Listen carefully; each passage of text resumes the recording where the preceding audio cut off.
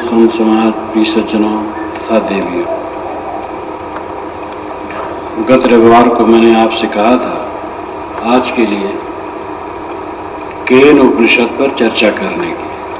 उपनिषदों में केन उपनिषद का बहुत बड़ा महत्व है।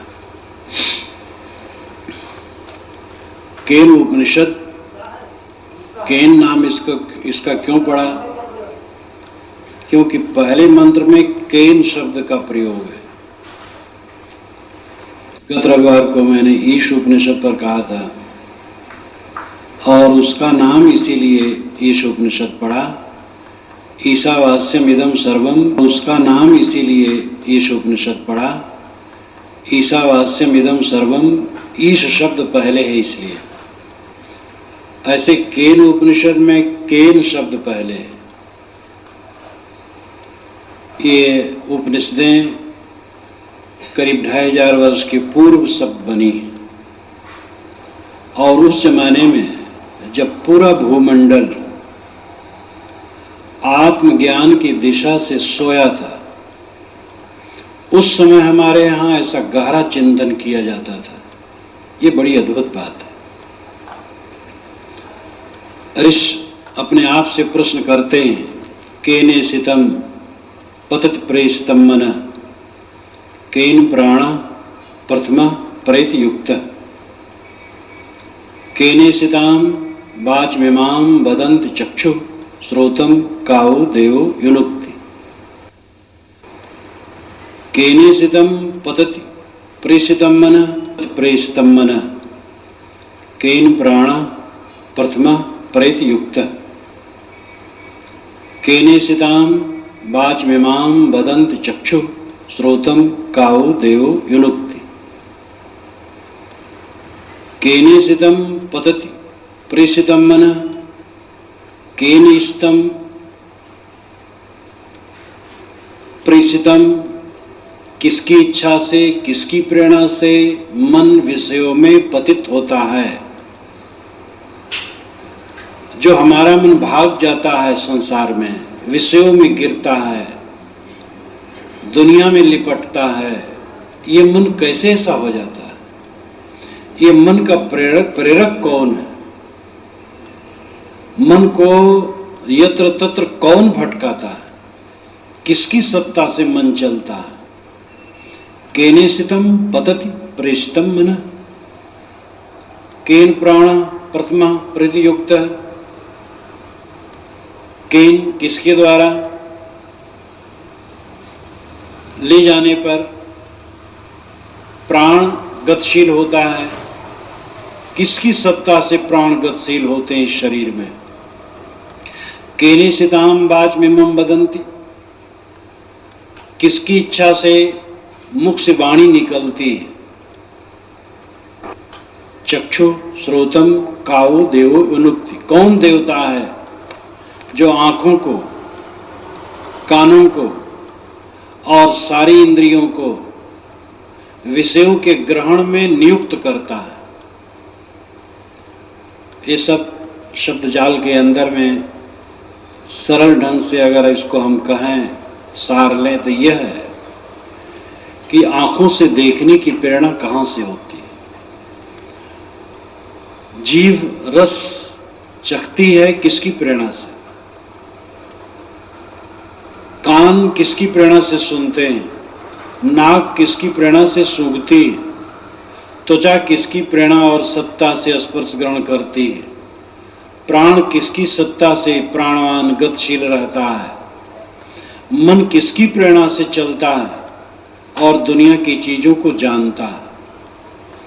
एक प्रश्न है। भौतिकवादी लोग कहते हैं कि चेतना नाम की कोई स्वतंत्र वस्तु नहीं है। चिरंतन वस्तु द्रव्य, जड़ द्रव्य है और उसी का गुणात्मक परिवर्तन चेतन हो गया है। चेतन कोई स्वतंत्र वस्तु नहीं, ऐसा भौतिकवादी मानते हैं। लेकिन जब ज्ञान युक्त क्रिया प्राणियों में वो देखते हैं तो उनका माथा ठनकता है। ये ज्ञान कहां से आता है? जब जड़ द्रव्य में ज्ञान नहीं है तो जड़ द्रव्यों के संयोग से ज्ञान कैसे आता है? इसीलिए कांट, वुंट, विर्सो, रेमंड, वेयर, ये सब बड़े बड़े तार्किक भौतिकवादी लौट करके अध्यात्मवादी बने। हमारे यहां हजारों वर्षों के पूर्व इस पर सोच लिया गया था, इस पर प्रश्न किया गया, किसकी प्रेरणा से, किसकी इच्छा से मन चलता है? इंद्रियां अपने कामों में नियुक्त होती हैं। ऋषि स्वयं उत्तर देते हैं, स्रोतस्य स्रोतम मनसो मनो यद वाचो हवाचम साउ प्राणस्य प्राण। चक्षुषः चक्षु अतमुच्च धीरा प्रेतास्माल लोकाद मृता भवन्ति। स्रोतस्य स्रोतम, जो कान का कान है, मनसो मनो, जो मन का मन है, यद वाचो है वाचम साउ प्राणस्य प्राण, जो वाणी का वाणी है और प्राण का प्राण है। चक्षुषः चक्षु, जो आंखों की आंख है, उसके द्वारा ये सब संचालित होता है। आंखों की आंख कौन है? जीव नर है, आत्मा नर है, तो आंख कांच की तरह शरीर में लगी रहे। जैसे कांच की आंख कहीं लगा दो, वो देख सकती नहीं। जब जीव निकल जाता है तो शरीर में कांच की आंख लगी रहती, कुछ नहीं देख सकते। इसलिए आंख की आंख आत्मा, प्राण का प्राण आत्मा, नाक की नाक आत्मा, जीव की जीव आत्मा, कान का कान आत्मा। ये आत्मा की प्रेरणा से ये सब होता है। जीव जब निकल जाता है तो दूसरे प्राणी भी, मानव के अतिरिक्त प्राणी भी ये समझ जाते हैं कि इसमें से सारतत्व निकल गया, और अनाड़ी से अनाड़ी लोग भी जीव के निकल जाने पर इस शरीर को मिट्टी कहते हैं। जब देह से आत्मा निकल जाती है तो देह को कोई भैया और बप्पा नहीं कहता, पत्नी और पति और बच्चा नहीं कहता। सभी लोग कहते हैं मिट्टी पड़ी है और इसका क्रियाक्रम कर दो। कोई नहीं कहता भैया लेटे हैं, पिता लेटे हैं, पत्नी लेटी है, पति लेटा है, कोई नहीं कहता। जिससे संबंध है वो आत्मा से, चेतना से, ज्ञान तत्व से। इसलिए ऋषि कहते हैं जो प्राण का प्राण है, आंख का आंख है, मन का मन है, वो आत्मा है। उससे ये शरीर संचालित होता है। लेकिन ऋषि उसी के साथ और बता देते हैं, अतमुच्च धीरा, जो विवेकवान होता है, अतमुच्च, इसको अत्यंत ढंग से त्याग देता है इनके विषयों को। तब क्या होता है? प्रेतास्माल लोकाद मृता भवन्ति। वो इस संसार से छूट करके अमृत हो जाता है। वह केवल जिज्ञासा की पूर्ति नहीं करते, किंतु एक अमर धाम का दरवाजा भी बताते हैं। प्रश्न आया था कि आंखें किसकी सत्ता से देखती, कान किसकी सत्ता से सुनते, मन किसकी सत्ता से विषयों में भटकता है। हमारे पास 5 ज्ञानेंद्रिय और 6ठा मन है, इसलिए 6 इंद्रिय भी कहा जाए तो गलत नहीं। बौद्ध लोग इसको षडायतन कहते हैं, 6 आयतन। बौद्धों के अतिरिक्त लोग 5 ज्ञानेंद्रिय और 6ठा मन कहते हैं। अंतःकरण और बाह्य करण रूप में बांटते हैं। करण कहते हैं जानने के साधन को, अंतः कहते हैं भीतर को। अंतःकरण नाम भीतरी जानने के साधन, और बाह्य करण का मतलब है बाहरी जानने के साधन। आंख, नाक, कान, जीभ, चाम, ये बाहरी शब्द, स्पर्श, रूप, रस, गंध विषयों के जानने के साधन है, करण। और अंदर के सुख दुख, हानि लाभ, हर्ष शोक, इस सब को जानने के साधन अंतःकरण। अंतः भीतरी करण साधन मन है। बौद्ध लोग कहते हैं षडायतन है, इन्हीं छहों से हम संसार को जानते हैं।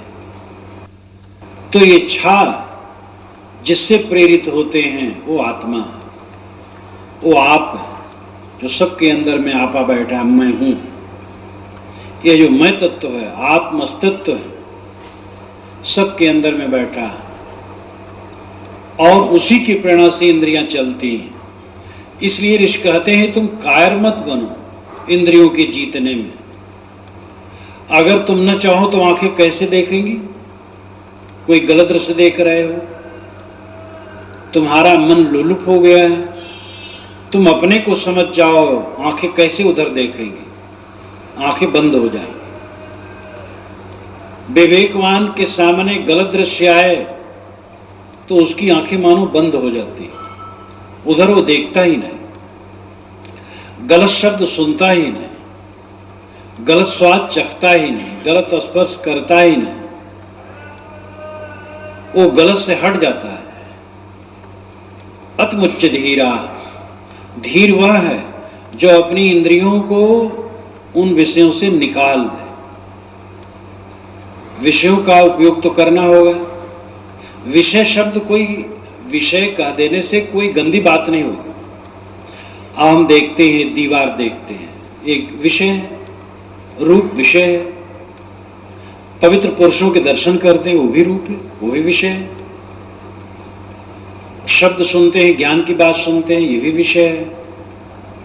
विषय यानी शब्द, स्पर्श, रूप, रस, गंध, उसमें दूषित होते हैं और पवित्र होते हैं, कल्याणकारी होते हैं, अकल्याणकारी होते हैं। हमें चाहिए जो शरीर की रक्षा के लिए उपयोगी हो, उन विषयों का उपयोग करें, और आत्मा के कल्याण के लिए जो उपयोगी हो उनका उपयोग करें। जो हमारे शरीर के लिए ही नुकसान करें, जो आत्मा का पतन करें, ऐसी चीजों का उपयोग न करें। नीच ही विवेक करना पड़ेगा। ये नहीं चलेगा कि आप आंखें बंद कर लें और ऊपर से सीमेंटेड कर दें, जीभ को सिल दें, इंद्रियों को बंद कर दें। ये संभव नहीं। इंद्रियों से व्यवहार करना पड़ेगा। इसीलिए ऋषि कहते धीरा, धीर बनना पड़ेगा, धैर्यवान, विवेकी। देखो गलत न देखो, खाओ गलत न खाओ, सुनो गलत न सुनो, छुओ गलत न छुओ, जिससे मन चंचल हो, विकारी हो, उद्वेगित हो, राग और द्वेष की वृत्ति बने, विषमता आए, अशांति आए, ऐसा प्रयोग इंद्रियों से न करो। जब साधक इस ढंग से हो जाता है, ऐसा प्रयोग नहीं करता है, अतमुच्च, वो अत्यंत रूप से उससे अलग हो जाता है मानो, तो प्रेतास्माल लोकादमृता भवन्ति। ऋषि कहते हैं वह इस लोक से जा करके, प्रेत का मतलब जाना। आप लोग मानते हैं प्रेत एक योनि जो रात में भयंकर रूप लेके खड़ा हो जाता है, और वो बिल्कुल झूठ है। कहीं प्रेत आपको मिले तो पकड़ ले आइए, उसको हम लोग बंद कर दें। प्रेत हो तो कुछ नहीं होता। प्रेत आसमान लोकाद मृता भवन्ति। जब जीव यहां से चला जाता है शरीर छोड़ करके, अमृत हो जाता है। कहने का तरीका है उनका, यही अमृत हो जाता है। मर जाने के बाद अमृत क्या होगा जब यहां अमृत नहीं होगा? वो यही अमृत हो जाता है, क्योंकि आपका स्वरूप ही अमृत है। अमृत कहते हैं जो मरे ना, अमृत कहते हैं जो जड़ ना, मृत कहते हैं जड़ को। और आ उपसर्ग लग जाने से उसका अर्थ उल्टा हो जाता है, जो जड़ न हो, जो मरा न हो। आत्मा कभी मरती नहीं, इसलिए आत्मा अमृत है। और उस अमर तत्व को समझ करके, उस अमर तत्व में स्थित होकर के साधक यही अमृत हो जाता है, और अंततः वो देह के बंधन से भी छूट जाता है। तो ऋषि उत्तर देते हैं कि जो आंख की आंख है, कान का कान है, जीव का जीव है, मन का मन है, वाणी का वाणी है, वो आत्मा है।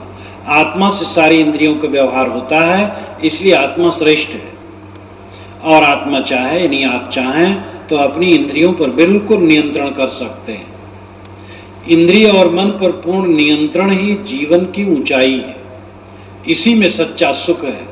हम अपने मन की गंदगी से प्रभावित होकर के भले विषयों में भटकें, लेकिन हमें पीड़ा के सिवा वहां कुछ मिलेगा नहीं। ऋषि आगे और कहते हैं, ना तत्र चक्षुर गच्छति, ना वाक् गच्छति, नो मनो न विदमो न विजानीमो, यथा एतद् अनुशिष्यात् अन्यत् एव तद् विदितात् अथो अविदितात् आदि इत सुश्रुम पूर्वेशाम येन तद्व्यात् चक्षुरे। ना तत्र चक्षुर गच्छति, वहां आंखें नहीं पहुंचती, आत्मा तक आंखें नहीं पहुंचती। वो तो आंखों से देखता है। आंखों से कोई चाहे कि हमें दिखा दो, एक ने कहा आंखों से आप आत्मा को दिखा दीजिए तो मैं मानूं। तो मैंने कहा उसी प्रकार है जैसे आप हट करें कि मैं अपनी आंखों को निकाल करके हाथों पर रख करके देखना चाहता। अपनी आंखों को निकाल के हाथ में रख लेंगे तो कैसे देखेंगे? आंखें जहां वहां रहने दीजिए। अब आपके पास आंखें हैं इसलिए सिद्ध है कि आप दुनिया को देख रहे हैं। इसी प्रकार आत्मा को अपने से अलग करके देखने का जो हठ है, अपने को जाना चाहे कहे जो ऐसी बोल, कहे कबीर सो जियरा भया सो डामा डोल। साहब कहते हैं अपने आप को जो अलग देख रख करके जानना चाहता है और ऐसा कहता वो डामा डोल है।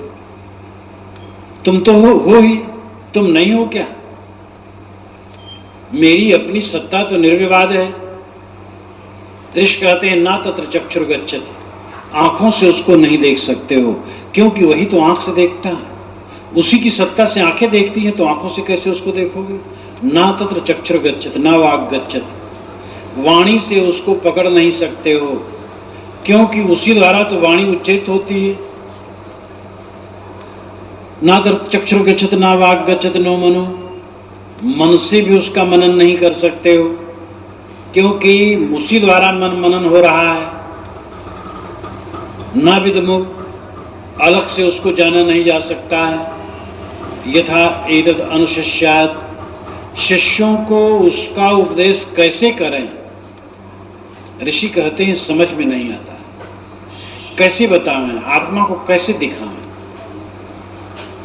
जब याज्ञवल्क्य से एक ऋषि ने उलझ करके कहा था तुम आत्मा आत्मा कहते हो तो दिखाओ ना कहाँ आत्मा है।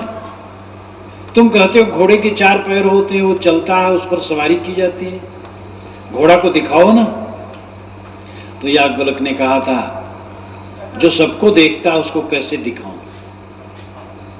तो ऋषि कहते हैं मैं शिष्यों को कैसे उपदेश करूं ये समझ में नहीं आता। जो मैं हूं वही तुम हो, इतना ही निर्देश गुरु करता है। गुरु अपने हृदय से निकाल करके शिष्य के हृदय में कुछ डालता नहीं,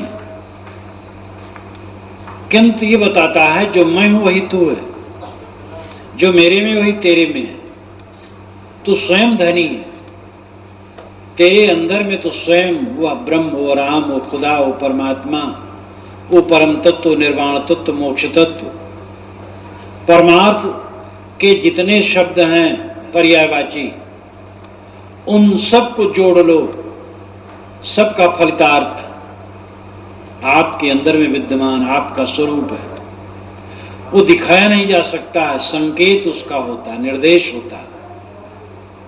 इसलिए ऋषि कहते हैं ना विजानीमो यथा एतद् अनुशिष्यात्, मैं नहीं समझ पाता कि शिष्यों को उसका उपदेश कैसे करूं। ना विजानीमो यथा एतद् अनुशिष्यात् अन्यत् एव तद् विदितात् अथवा अविदितात् आदि, वह विदित से भी परे है और अविदित से भी परे है। वो आंखों और इंद्रियों और विषयों यानी इंद्रियों से विदित नहीं हो सकता है और अविदित भी नहीं है। वही तो सब समय विदित है, वही तो सब समय इंद्रियों से देख रहा है, जान रहा है। तो आत्मा अविदित कैसे है? और विदित अगर कहें तो आंखों से विदित कैसे होगा? वो इंद्रियों से कैसे जाना जाएगा? इसलिए वो विदित भी नहीं है और अविदित भी नहीं। ये रहस्य की भाषा है, लेकिन ये रहस्य बिल्कुल खुल जाता है अगर हम उसको समझें। वो विदित नहीं है, यानी इंद्रियों से ग्राह्य नहीं, वो अविदित नहीं है, क्योंकि वो स्वयं ही है आप, जो सबके अंदर में चेतना है, आत्मअस्तित्व है, वही तो है। तो अविदित कहाँ है? अपने आप की अनुपस्थित का अनुभव कभी कोई नहीं करता है। मैं नहीं हूं कोई कहे, इसलिए सिद्ध हो जाएगा वो है। एक आदमी ने एक को पुकारा, उसने कहा मैं, उन्होंने कहा आप सो तो नहीं रहे हैं, सो रहे होते तो कैसे बोलते? मैं सो रहा हूं इसलिए आप जाग रहे हैं, कह रहे हैं। एक बार पंडित गोविंद वल्लभ पंत भाषण कर रहे थे, उसमें मुख्यमंत्री थे उत्तर प्रदेश के, तो विरोधी पार्टी वाले दूर खड़े, वो तो गड़बड़ाना चाहते हैं कुछ, कहे कि आपके भाषण की आवाज हम लोगों के पास तक नहीं आती, जोर से बोलिए। उन्होंने कहा आप नहीं सुन पा पूरी सभा हंस दी। तब उनको पता लगा गलती हुई, क्योंकि नहीं सुन पा रहे हैं, वो कहते नहीं सुन पा रहे हैं, वो कहते नहीं सुन पा रहे हैं, तो बिना सुने कैसे उत्तर देते हैं? इसलिए अपने आप की अस्तित्व का बोध सब समय सबको होता है। तो ऋषि कहते हैं वो अविदित नहीं है और विदित नहीं। आंखों से देखा जाए संभव नहीं, लेकिन वही प्रेरणा देता है आंखों से देखने के लिए। इसलिए विदित और अविदित से दोनों पढ़े। इत सुश्रुम पूर्वेशाम येन तद्व्यात् चक्षुरे। ऋषि कहते हैं हमारे पूर्वजों ने इसी ढंग से हमें समझाया और हम भी इसी ढंग से कह रहे हैं। अपरोक्ष आत्मा, अपरोक्ष ब्रह्म की तरफ ही अर्थ लगाया जाएगा तो ऐसे ही हो। परोक्ष ब्रह्म की तरफ जब अर्थ लगाया जाएगा तब फिर उपगूढ़ हो जाएगा, क्योंकि वहां इंद्रियां नहीं पहुंच सकती, हम जानते नहीं हैं, शिष्यों को कैसे उपदेश करें, यह कह करके चुप हो जाना पड़ेगा। लेकिन ये जो लाइन है अपरोक्ष ब्रह्म की, यानी आत्मा की, केने सितम पतत प्रेषितम मना, ये पहला प्रश्न है। किसकी प्रेरणा से, किसकी इच्छा से मन होता है, और ये प्राण कैसे गतिशील होता है?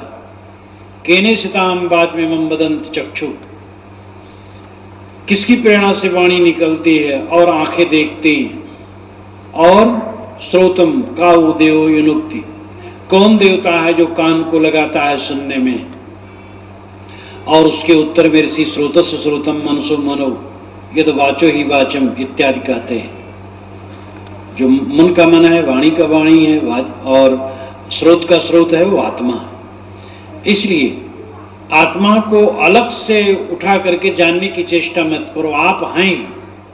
जो खास बात है वो यह है कि मन इंद्रियों को वश में करना, जिसके लिए ऋषि ने बताया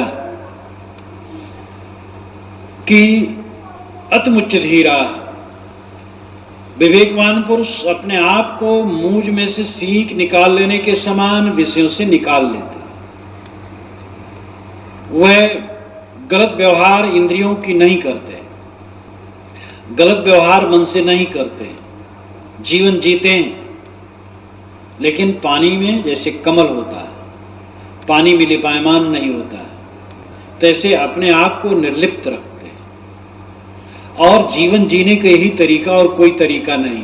ये हाय बप्पा हाय दैया मिट नहीं सकता है आत्मबोध बिना। जो आप चाहते हैं वो होगा नहीं।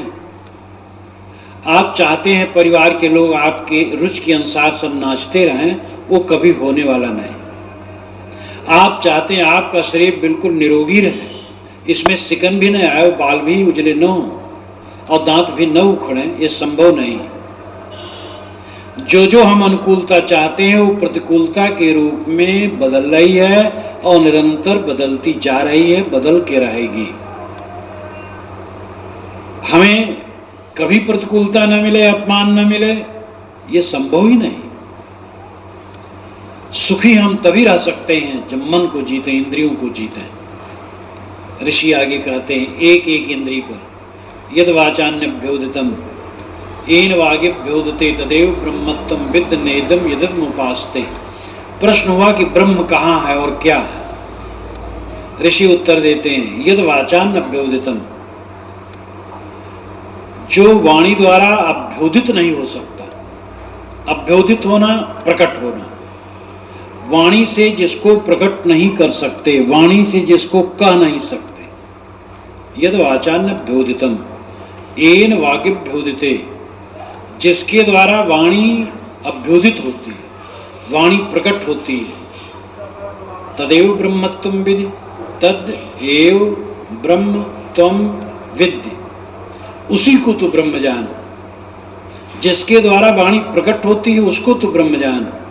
नेदम यदिदम उपासते न इदम यदिदम उपासते, ये नहीं कि जिसकी तू उपासना करता हो ब्रह्म है। आज तक तू जिसकी उपासना करता आया है वो ब्रह्म नहीं। तू आंख से देख करके किसी मूर्ति की उपासना करता है, किसी लिंगी की उपासना, शिवलिंगी की उपासना करता है, किसी ताजिए की उपासना करता है, किसी मकबरे का करता है, तो किसी स्तूप का करता है, तो किसी गंगा जमुना करता है।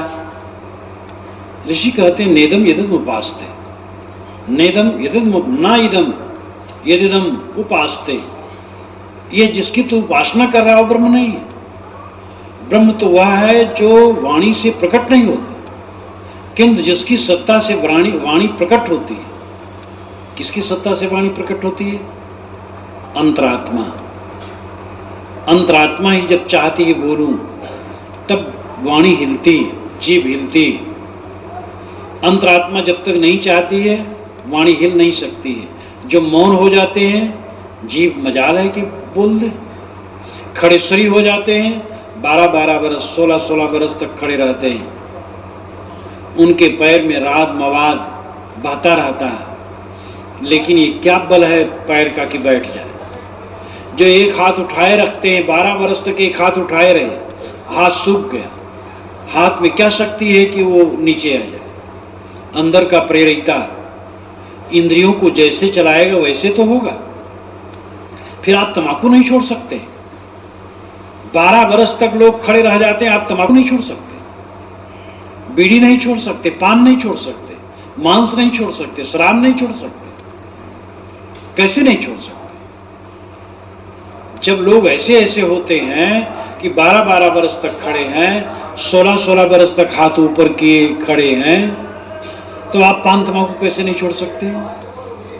अपने बल को समझें। आपद तेज समारोह आपे, तीनों लोग हाँकते कापे। हनुमान चालीसा में मुझे ये चौपाई बहुत प्राणवान लगती।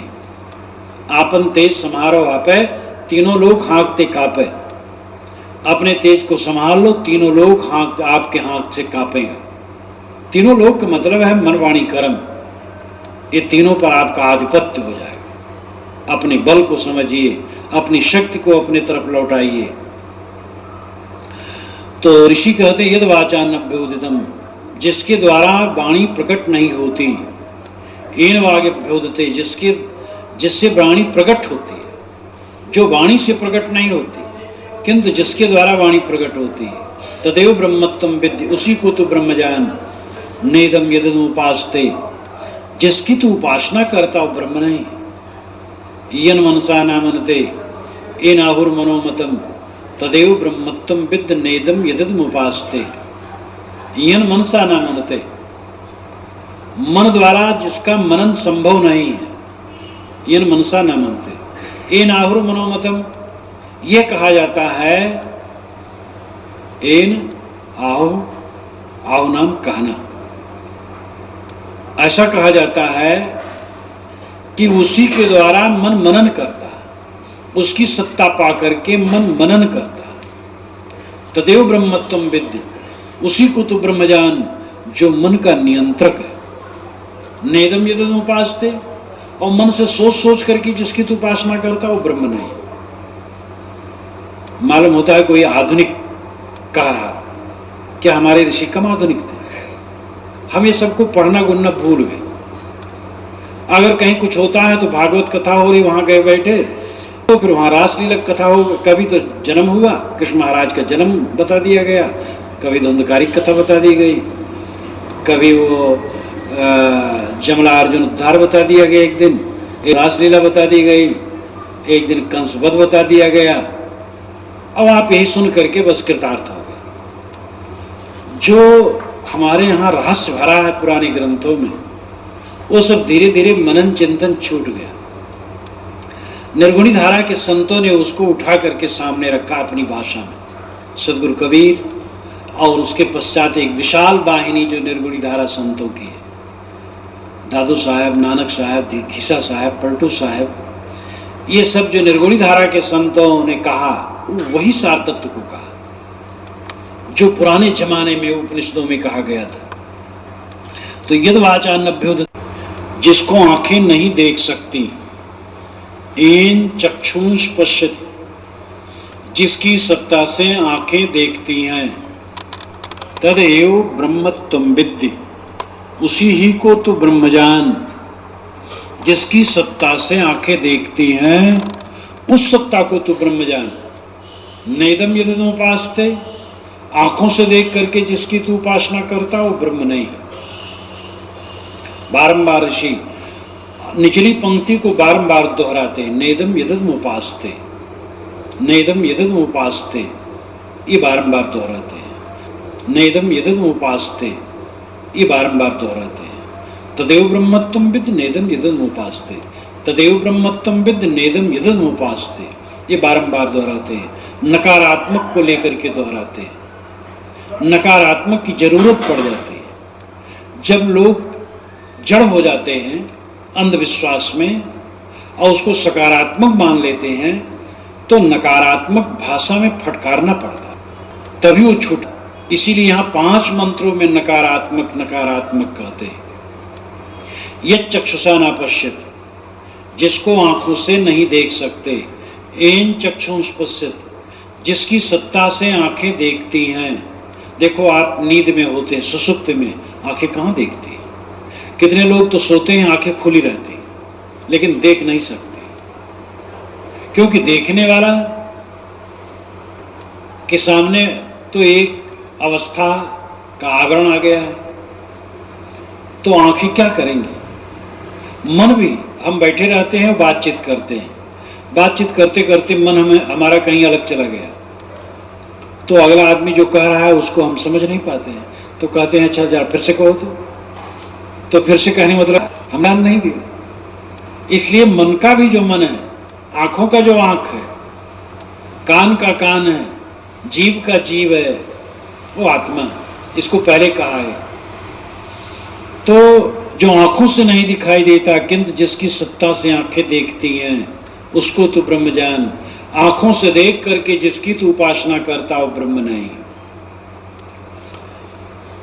यत् प्राणे न प्राणत येन प्राण प्रणीयते तदेव ब्रह्मत्वं विद् नेदम यदम उपासते। यत् प्राणे न प्राणत, जो प्राण से गतिशील नहीं होता, येन प्राण प्रणीयते, किंतु जिसकी सत्ता से प्राण गतिशील होते, तदेव ब्रह्मत्वं विद्, उसी को तो ब्रह्म जान। नेदम यदम उपासते, प्राण से गतिशील तत्व की जो तू उपासना करता वो ब्रह्म नहीं। प्राण जिसकी सत्ता से गतिशील वो ब्रह्म है। उसको मैंने पहले कहा, प्राण से प्राणा मंत्र आया था, चक्षु से चक्षु, मनसो मनो, जो मन का मन है, आंख है, प्राण का प्राण है, वो आपका स्वरूप है, आप है। ये मत समझिए आप है, वो आप ही, वो आत्मा, वो ब्रह्म। ऋषि कहते हो तुम ही हो। इसलिए अहम अस्मीत बारंबार उपनिषद में आता, अहम अस्मीत, मैं ही हूं, अहम ब्रह्मास्मि तत्त्वमसि, अयम आत्मा ब्रह्म, प्रज्ञानम ब्रह्म, ये उपनिषद की बराबर घोषणा। तो यद प्राणन न प्राणति, जो प्राण से गतिशील नहीं होता, एन प्राणा प्रणीयते, जिसकी सत्ता से प्राण गतिशील होते हैं, तदेव ब्रह्मत्वं विद्य, उस आत्मा को तो ब्रह्म जान। नेदम यदम उपासते, न कि जिसकी तू उपासना करता है वो। ये चोत्रण न श्रृणोत, एन श्रोत मिदम श्रुतम तदेव ब्रह्मत्वं विद्य नेदम यदम उपासते, जो कान से नहीं सुनाई देता, जिसकी सत्ता से कान सुनते हैं, उसको तू ब्रह्म जान। और कान से सुन करके जिसकी तू उपासना करता है वो ब्रह्म नहीं। इन 5 मंत्रों का, और उसके पहले न तत् चक्षुर गच्छत न वाक् गच्छत नो मनो न विद्मो न विजानीमो यथा एतदनुशस्यात्, या श्रोतस्य श्रोतम इत्यादि, ये सब का सार यह है कि हृदय मंदिर में बैठा हुआ आत्मा, जो आंख नाक, कान, जीभ, चाम सबको प्रेरणा देता है और मन को प्रेरणा देता वही ब्रह्म है। और कबीर साहब की भाषा में कहें तो वही राम है। कबीर साहब ने ब्रह्म बहुत राम कहा, क्योंकि वे वैष्णव परंपरा से जुड़े थे, स्वामी रामानंद से, और राम शब्द का उस समय बहुत प्रचार था, इसलिए कबीर साहब ने राम शब्द खूब कहा। केवल अपने मुख्य ग्रंथ बीजक में 250 बार उन्होंने राम कहा। इसलिए जो अंदर में जिसकी सत्ता से सब हो रहा है, उपनिषद की ऋषि उसको आत्मा और ब्रह्म कहते हैं और कबीर साहब उसको राम कहते हैं। और वह राम, वो ब्रह्म, वो आत्मा, वो आप है। आप अपनी सत्ता और महत्ता को समझें। आप अपने को काट के अलग न करें राम से और भगवान से। अपने को हीन और तुच्छ न समझें। आप परम पवित्र, परम शुद्ध बुद्ध, परम कल्याणमय, जो आप चाहते हैं दुख की अत्यंत निवृत्त और परमानंद और परम शांत, वो आपका स्वरूप ही है। उसको पहचाने। इसीलिए ऋषि कहते हैं नेदम यदम उपासते, जिसकी तू उपासना करता हो ब्रह्म नहीं। ब्रह्म तो वह है जो सबको प्रेरणा करता है और तू ही। आगे और आत्मा के विषय में वो जोड़ डाल करके और खुलासा करते हैं। प्रतिबोध वित्तम मतम अमृतत्वम ही विंदते, आत्मना विंदते वीर्यम विद्या विंदते अमृतम। प्रतिबोध वित्तम मतम, प्रतिबोध से जो विदित है वही मत है, वही ज्ञान है। प्रति कहते हैं लौटने को, जैसे प्रतिबिंब, प्रतिध्वनि, प्रतिक्रिया, प्रतिबल, प्रतिनाम उठना। बोध और प्रतिबोध, यहां बोध का अर्थ है दृश्य को जानना और प्रतिबोध का अर्थ है दृष्टा को जानना। दृष्टा और दृश्य दो, जो दिखाई दे वो दृश्य है, जो देखे वो दृष्टा है। ये सारा प्रपंच दिखाई देता है, ये दृश्य है। आंखों का दृश्य रूप है, कान का दृश्य शब्द है, शब्द भी दृश्य है, कान से हम उसे जानते हैं। और जीभ का दृश्य रस है, त्वचा यानी चाम का दृश्य स्पर्श है, और नाक का दृश्य गंध है, मन का दृश्य संकल्प विकल्प है। पांचों विषय और संकल्प विकल्प ये सब दृश्य है, और इसका दृष्टा आत्मा चेतन है, जो सबके अंदर में बैठा है। वह दृष्टा देखता है तब उसको बोध होता है, और जब लौटता है अपने तरफ तब प्रतिबोध होता है। प्रतिबोध होना है अंतर्मुख होना। हम जब बाहर आंख खोल करके देखते हैं तो बहिर्मुख हो जाते हैं, आंखें बंद कर लेते हैं जब तो अंतर्मुख हो जाते हैं।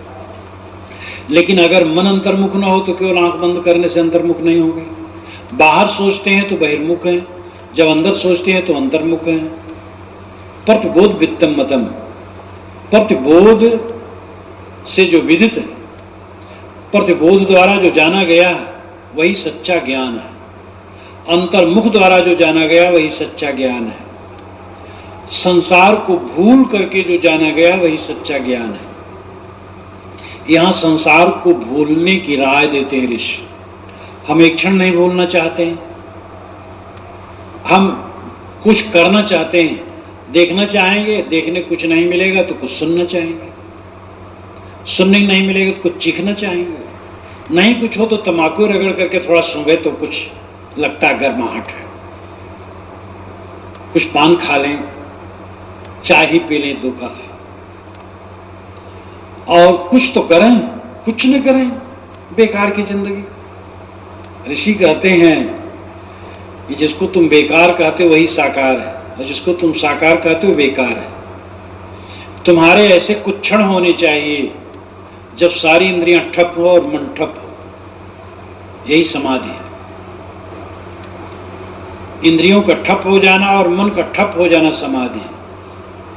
इंद्रियां क्रिया छोड़ दे और मन क्रिया छोड़ दे, फिर क्या पूछना, शेष स्वयं शुद्ध तत्व आ जाए।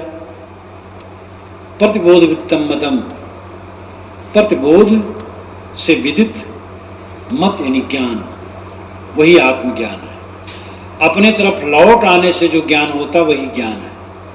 आप सबके बीच में बैठे रहें, बात करते रहें, अपने आप का ख्याल नहीं होगा। अकेले हों तब ख्याल होगा, लेकिन अकेले में भय लगता है। अकेले में तो खुराफात की याद आती है तो और भय लगता है। और निश्चित है मन जितना शैतान है उतना खुराफात की याद होगी, लेकिन खुराफात से घबराएं न, मन के खुराफात से। उसको तोड़ने के लिए अकेले हों, और अपने आप को परखने के लिए अकेला होना बहुत जरूरी है।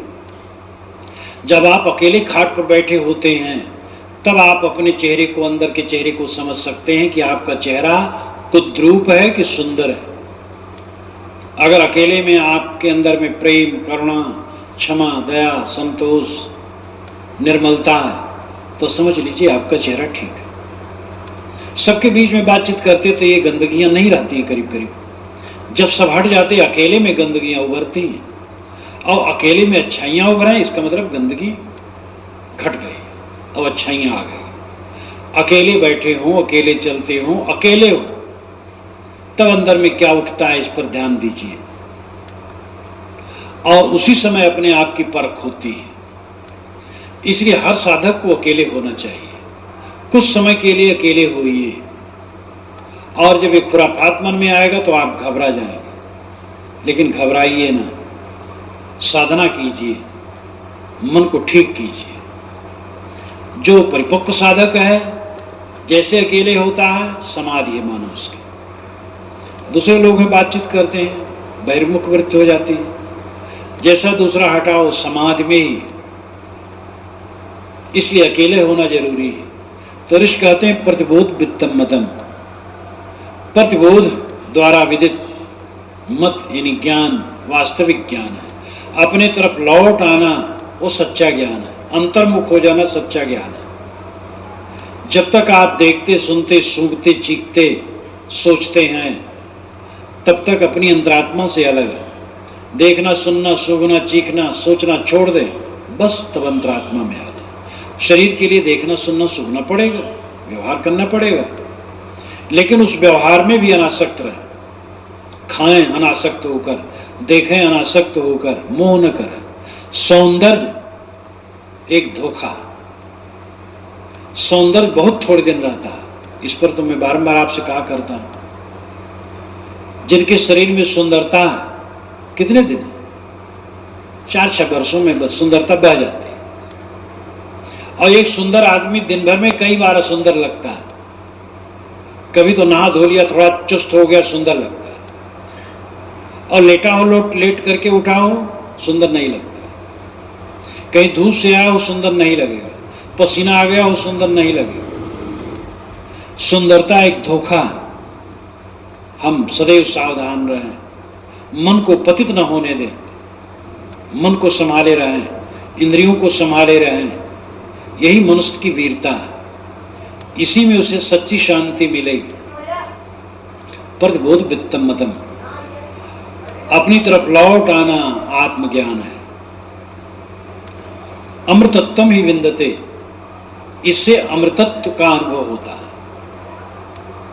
अपने तरफ लौट आने से अमृतत्व का अनुभव होता है।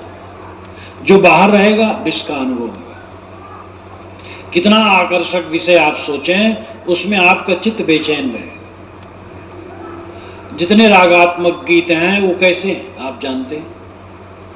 जो विरह के गीत हैं वो कहीं भी रिकॉर्डिंग में सुन लो, तेरी याद में जी छटपटाता है और दिल फटता है, या ये हो रहा है, वो हो, हरदम परेशान। जितने ऐसे गीत सुनो, कहीं भी सुनो, तो गाने वाला परेशान होगा। वो यही व्यक्त करेगा कि हम परेशान हैं, दुखी। तो बाहर अपना मन भटकाने से सदैव शांति। विषय अमृतत्व में विंदते, जिससे अमृतत्व का अनुभव हो, वो प्रतिबोध वित्तम मदम में, अंतर्मुख होने में। जब आदमी बाहर से लौट करके आत्म अभिमुख होता है तब उसे अमृतत्व का अनुभव होता है। अमृतत्व ही विंदते, आत्मना विंदते वीर्यम, विद्या विंदते अमृतम। आत्मना विंदते वीर्यम। आप कहेंगे कि हम बहुत साधारण आदमी हैं महाराज, ये बड़ा कड़ा उपदेश है, हम बहुत साधारण आदमी। ऋषि कहते घबराओ मत, आत्मना विंदते वीर्यम। आत्मा से आदमी वीर्य लाभ करता है। वीर्य नाम बल। जो अपनी आत्मा का विश्वास नहीं करता, आत्मा का ज्ञान नहीं, आत्मा का नियंत्रण नहीं, वो आदमी नहीं, मिट्टी।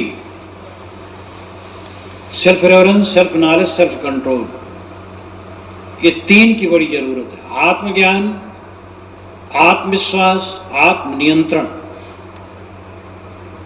और जो अपनी आत्मा की महत्ता को समझता है, जो समझता है कि मैं विकारों को दूर कर सकता हूं, मैं इसी जीवन में पूर्ण शुद्ध बुद्ध हो सकता हूं, मैं कृतार्थ हो सकता हूं, वही हो सकता है।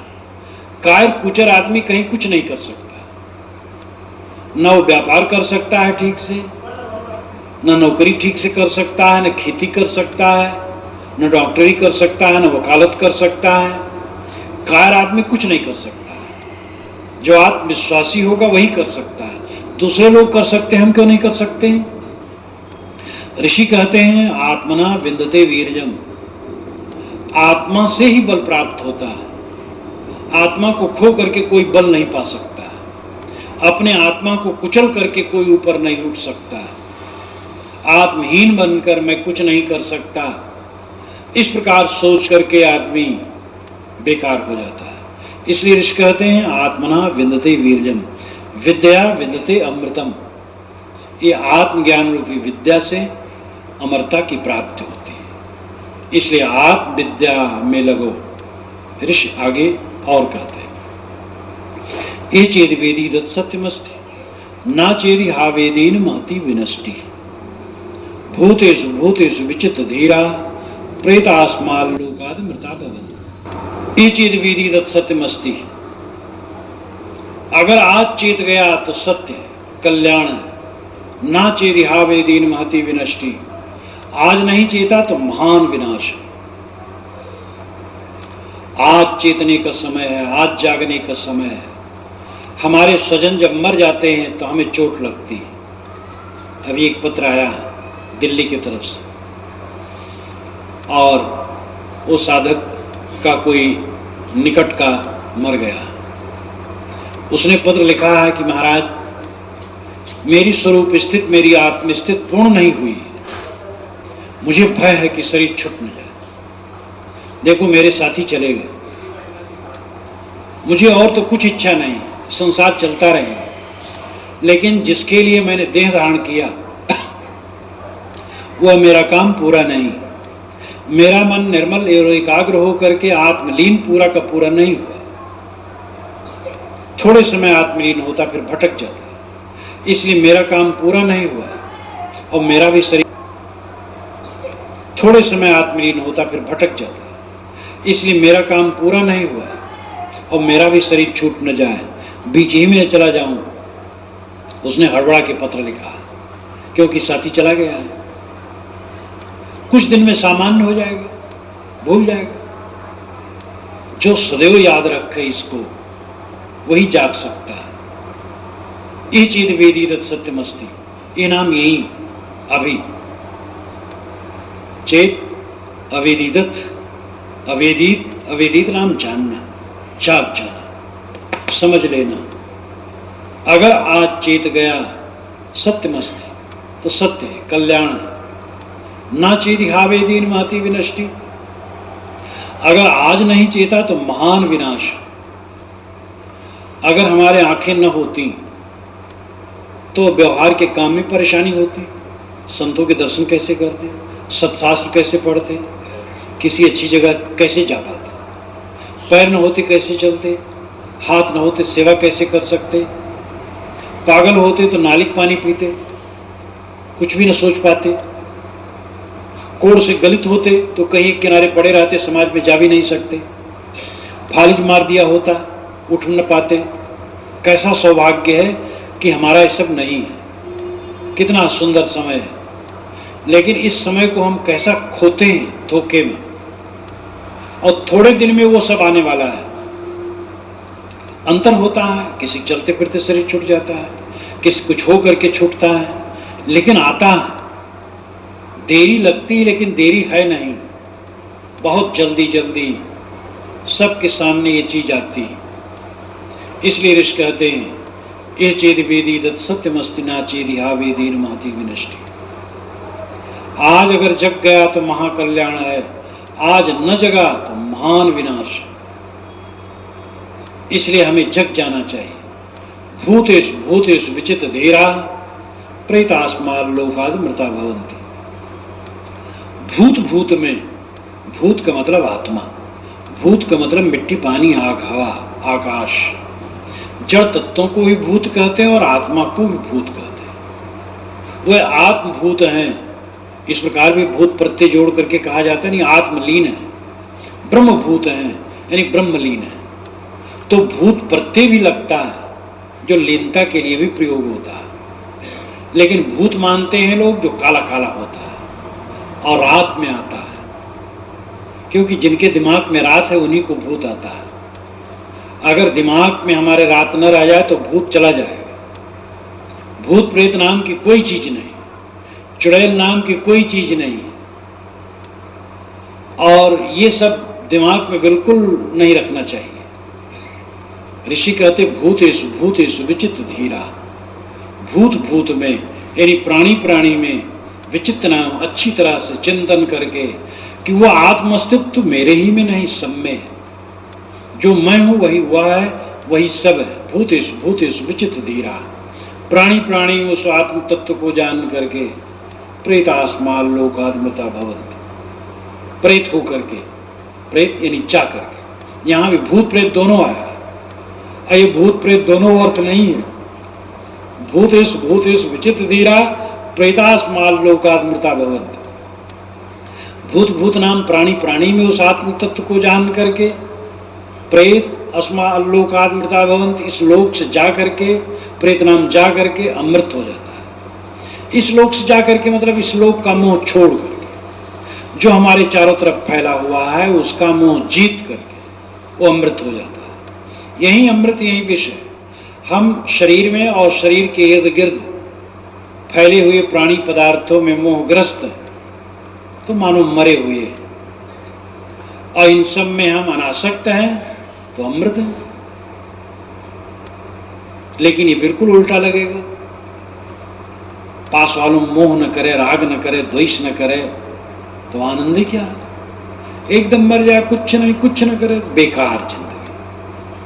जिंदगी लगती है जो उसमें कुछ गर्माहट, और गर्माहट समझते हैं उलझना। लेकिन ये भूल है हमारी, हमारी आदत ऐसी है। अब आदत बस ऐसा हम समझते हैं। हम इंद्रिय और मन के जो विषय हैं उनमें आनंद मानने के आदी हैं। जब उससे हट करके प्रतिबोध वित्तम मतम अमृतत्वम ही विंदते, जब हम प्रतिबोध में आएंगे, अपने तरफ लौटेंगे, आत्मलीन होंगे, उसका सुख जब अनुभव में आ जाएगा तो सब फीका हो जाएगा। कहाँ विषय को भोग, परम भोग एक और है, जाके होत संयोग नीरस लागत इंद्रपद। ये भरतर जी के श्लोक का अनुवाद है। कहाँ विषय को भोग, परम भोग एक और है। ये इंद्रियों से जो विषय भोग में क्या कीमत है। परम भोग तो कुछ और ही है, जिसके संयोग से होने पर इंद्रपद भी फीका लगता है। और वह भोग क्या है? अंतर्मुख होना। आत्मनुभूत ही वो परम भोग है। तो ऋषि कहते हैं ये चेत वेदी दत्त सत्यमस्ति। आज अगर जग गए, आज चेत गए तो कल्याण समझो, आज न चेते तो महाविनाश है। इसलिए आज चेत जाओ, जग जाओ, और प्राणी प्राणी में उस आत्म तत्व को समझो। जात पात का भेद, स्त्री पुरुष का भेद, पंथ संप्रदाय का भेद, मत मजहब का भेद, इस सारे भेद झूठे। सभी के अंदर में वही तत्व बैठा है, वही राम तत्व, वही ब्रह्म तत्व, वही शिव तत्व, वही आत्म तत्व, जीव तत्व सबके अंदर में बैठा। और ऐसी दृष्टि हमारी हो जानी चाहिए जिसमें समता जब प्राप्त हो जाती है इंसान को, तो हर्ष शोक हानि लाभ, शोक मोह, दुख सुख से उसका मन ऊपर उठ जाता है। भूतेश भूतेश विचित्र धीरा, भूत भूत में प्राणी प्राणी में उसको देखना सहज नहीं है। ऋषि कहते धीर होकर के वो देखता है। धीरा, धीरा शब्द प्रयोग बारंबार उपनिषद में आता है। जहां विवेकवान के लिए कहा गया, जहां इंद्रिय जयी के लिए कहा गया, धीर शब्द का प्रयोग किया गया। वो धीरवान होता है जो उसमें वैसे देखता है। वैसे तो समझ मन से मान लेना, हाँ सब में भाई वही है, ये कहां अलग है। सब में मान लिया और फिर ठगते हैं, दूसरे को धोखा देते हैं, राग द्वेष करते हैं, तो समझना कहां, सना आचरण में है। शब्द काफी नहीं है, वाणी काफी नहीं, वाणी का प्रयोग जीवन में होना चाहिए। जो हम ज्ञान की बात कहते हैं, कहें कबीर पद बूझे सोई, मुख हृदय जाके एके होई। साहब कहते वही सत्य को समझेगा जिसके मुख और हृदय में एक ही बात समाई। और मुख कछु और हृदय कछु आना, सपने हो काहु मोह नहीं जाना। जिसके मुख में कुछ और है, हृदय में कुछ और है, उस स्वप्न में भी आप तत्व को नहीं समझ सकता। इसलिए ऋषि कहते हैं कि आज जग जाओ, कल का भरोसा छोड़ दो। केन उपनिषद पर मैंने कुछ मंत्रों पर आपके सामने चर्चा की। केन उपनिषद की शुरुआत केने सितम पतत प्रेषितम मन, केन प्राणा प्रथमा प्रेत युक्त से शुरू होता है। किसकी प्रेरणा से, किसकी इच्छा से मन विषयों में जाता है, प्राण गतिशील होता है, आंखें देखती हैं, कान सुनते हैं। तो ऋषि ने उत्तर दिया, जो कान का कान है, जो प्राण का प्राण है, जो मन का मन है, जो आंख का आंख है, उसके द्वारा। ये भी संकेत में निर्देश है, सीधा नहीं। इसीलिए उपनिषद है। उपनिषद यानी रहस्य। तो कान का कान कौन, आंख कौन? आत्मा। आत्मा के न रहने पर कान बेकार, आंख बेकार, सब बेकार। बहुत लोग कहते हैं रोग है शरीर में, ये परेशानी वो परेशानी, मार हाय तोबा, जीव निकल गया, सब हाय तोबा खत्म। बस लपेट करके ले करके आग पर रख दिए या पानी में फेंक दिए, मिट्टी में गाड़ दिए। जब तक जीव है इसकी सार्थकता है। इसलिए प्राण का प्राण, मन का मन आत्मा है। और उसी के लिए ऋषि आगे ये बतलाए कि वो आंख से नहीं देखा जाता, वाणी से नहीं कहा जा सकता। वाणी से जो कहा जा रहा है वो संकेत है, वो थोड़े कहा जाएगा, तो निर्देश है। मन से भी नहीं जाना जा सकता क्योंकि वही मन को जानता है। और इसी की व्याख्या में 5 मंत्र मैंने कहा, नेदम यदम उपास्ते वाला, तदेव ब्रह्मत्वम विद नेदम यदम उपास्ते, यानी जो वाणी से नहीं व्यक्त होता किंतु जिसके द्वारा वाणी व्यक्त होती है, जो मन से नहीं जाना जाता किंतु जिसके द्वारा मन जाना जाता है, जो आंखों से नहीं देखा जा सकता, जिसकी सत्ता से आंख देखती है, जो प्राण से गतिशील नहीं होता किंतु जिसकी सत्ता से प्राण गतिशील होते हैं, जो कान से सुनाई नहीं दे सकता किंतु जिसकी सत्ता से प्राण सुनते हैं, उसको तो ब्रह्म जान, यही वो आत्मा है। और उसी को थोड़े में ऋषि ने कहा प्रतिबोध वित्तम मतम। प्रतिबोध ही सच्चा ज्ञान है। प्रति मैंने आपसे कहा लौटना, और आप सब पढ़े लिखे हैं, इसका अर्थ आप स्वयं जान सकते हैं। प्रतिबिंब, प्रतिध्वनि, प्रतिबल, प्रतिक्रिया, प्रति यानी लौटना, बोध नाम जानना, प्रतिबोध लौट करके जानना, अपने तरफ लौट आना। और अपने तरफ लौट करके जब अपनी आत्मा को जाना जाता है तब अमृतत्व में विंदते, अमृतत्व अमरता की प्राप्ति होती है। और आत्मना विंदते वीर्यम, ऋषि आपको साहस देते हैं कि घबराओ मत। आत्मा से ही आदमी बलवान होता है। आत्मा पर विश्वास करके आदमी उठ खड़ा होता है। उत्तिष्ठम जागृत परापरानि बोधो, ये भी उपनिषद में कहा गया आगे, कठ उपनिषद में। उठो जागो, महापुरुषों के पास जाओ और बोध प्राप्त करो। और फिर अंत में ऋषि कहते हैं, ये चेद वेदी तत् सत्यमस्ति ना चेद आवेदीन माति विनष्ट। आज जग गया तो कल्याण है, आज न जगा तो महाधोखा है। इसलिए हमें आज जग जाना चाहिए। ज्ञान की बात सुनकर, सत्साहित्य में पढ़कर, किसी की मृत्यु होने से थोड़ी हमारी आंखें खुलती हैं। लेकिन ये ज्ञान की बात जब निरंतर रहे, तब जीवन में सार्थकता आती है। इसलिए जो आप यहाँ सुनते हैं, इसको बनाए रखने के लिए घर में सद्ग्रंथ पढ़ें। जो ऐसे ज्ञान की पुस्तकें, उसको पढ़ें रोज और ध्यान करें, मन को एकाग्र करने का अभ्यास करें और उसकी चर्चा करें और बराबर सुनें, समझें और इसके फलितार्थ में अपने मन और इंद्रियों को जितना संभव हो प्रपंचों से अलग करने की चेष्टा रखें। एकाग्रता का अभ्यास करें, अंतर्मुख हो। जब ये सारा प्रयास चलेगा तो धीरे धीरे वासनाएं क्षीण होंगी